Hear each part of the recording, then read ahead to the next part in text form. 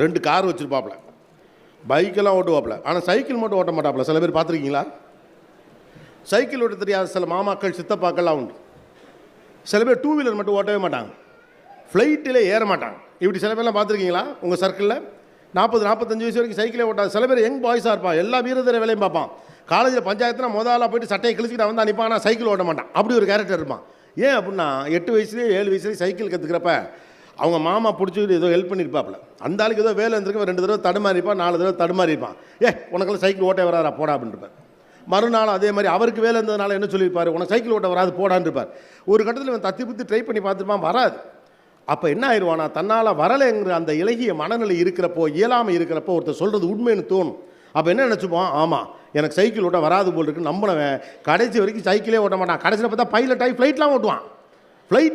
எந்த பிடிமானமும் இல்லை ஓடுற ஃப்ளைட்டெல்லாம் ஓட்ட முடியும், கடைசி வரைக்கும் சைக்கிளே ஓட்ட மாட்டான். இதுதான் ஏற்றுக்கொள்ளப்பட்ட இயலாமைகள் அப்படின்னு சொல்கிறான். நம்ம மனசே நமக்கு இதெல்லாம் வராது, நாமளே முடிவு பண்ணி வச்சிரும். நாம் அதுக்கு சரிப்பட்டு வர மாட்டோம். நமக்கு விவரம் புரியாத காலத்தில் எவனோ சொன்ன வார்த்தையை உண்மையின் மைண்டில் ஏற்றிக்கிட்டு அதை எல்லாத்தையும் அக்செப்ட் பண்ணிப்போம்.